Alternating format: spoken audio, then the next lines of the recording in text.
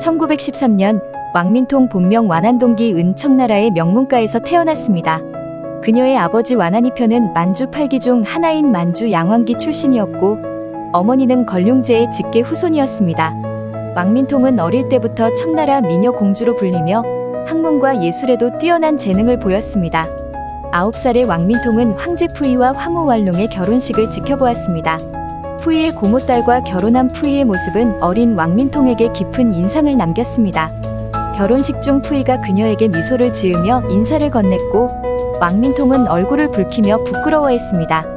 그 순간 이후로 푸이는 그녀의 마음속에 영원히 남아있었습니다. 1929년 17살이 된 왕민통은 애신강나 집안의 남자와 약혼했으나 그는 수많은 여배우와 연문을 뿌리고 다녔으며 바람둥이로 소문이 자자했습니다. 그녀는 어머니에게 그런 남자와 결혼하고 싶지 않다며 단호하게 거절한 후 어머니를 따라 베이징으로 돌아갔습니다. 그곳에서 유명한 경극 배우 맹샤오동과 가까워지며 새로운 세계를 경험하게 되었습니다. 맹샤오동은 왕민통에게 경극의 세계를 소개하며 그녀에게 새로운 삶의 방식을 보여주었습니다. 그녀의 삶에 잠시 새로운 변화의 바람이 부는 듯했습니다. 함께 경극을 보러 다니고 직접 화단 역할을 해보았습니다. 그러나 맹샤오동은 메란방의 어머니 장례식에서 다른 부인과 시비가 붙어 메란방과 헤어지게 되었고 다시 남자가 생기면서 재혼을 하고 베이징을 떠났습니다. 완안동기와의 인연도 끝나게 되었습니다. 만주국이 세워진 후 푸이는 동생 부거를 중국인 귀족 집안의 여성과 결혼시키려 했습니다. 이 혼담의 대상이 바로 완안동기였습니다. 완안동기 집안에서는 이 혼담을 받아들였지만 일본은 한 발 앞서 결혼을 추진했고 부걸은 결국 일본인 사가 히로와 결혼하게 됩니다. 결혼이 다시 무산되자 왕민통은 어머니와 다시 베이징의 집으로 돌아갈 수밖에 없었습니다. 그 일로 푸이를 다시 만난 왕민통은 어린 시절에 보았던 푸이가 자신의 기억에서 여전히 사라지지 않고 있다는 것을 알았습니다.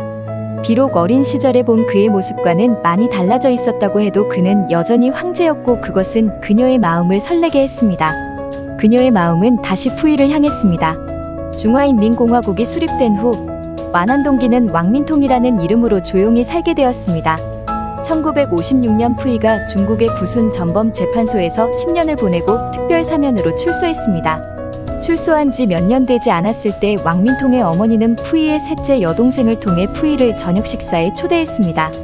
그는 그녀의 집으로 갔습니다.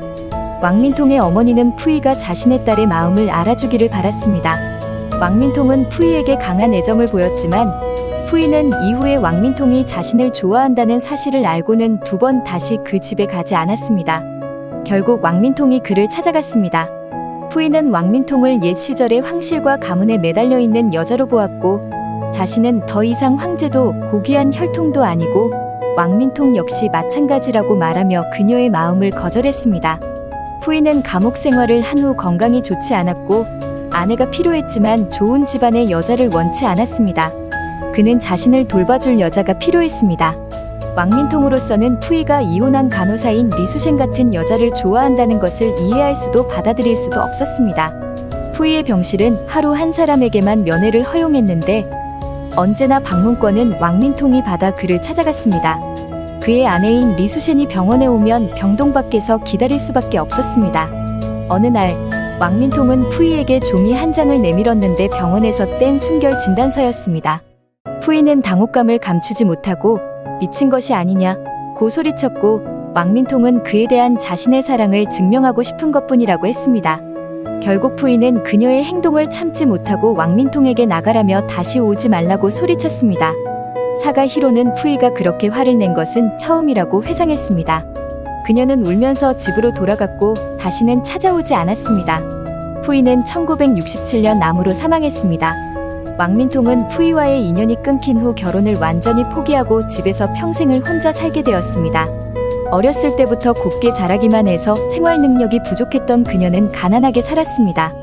걸륭제 시절에 귀한 그릇을 100만 위안이 아니면 팔지 않겠다고 고집하다가 친척에게 공짜로 줘버린 일화는 그녀의 자존심을 보여줍니다. 왕민통은 가난과 고독 속에서 살았지만 귀족의 자존심은 끝까지 지켰습니다. 2003년 친척의 권유로 양로원에 들어갔지만 한 달 만에 음식을 먹다 질식사로 세상을 떠났습니다. 그녀의 나이는 91세였습니다. 왕민통의 삶은 시대의 변화 속에서 비극적으로 끝났습니다. 왕조가 건재했던 시절이나 지금 같은 자유로운 시대에 태어났다면 그녀의 운명은 달라졌을지도 모릅니다. 더 재미있는 스토리로 돌아오겠습니다. 구독과 좋아요는 다음 이야기를 만드는 데 힘이 됩니다. 감사합니다.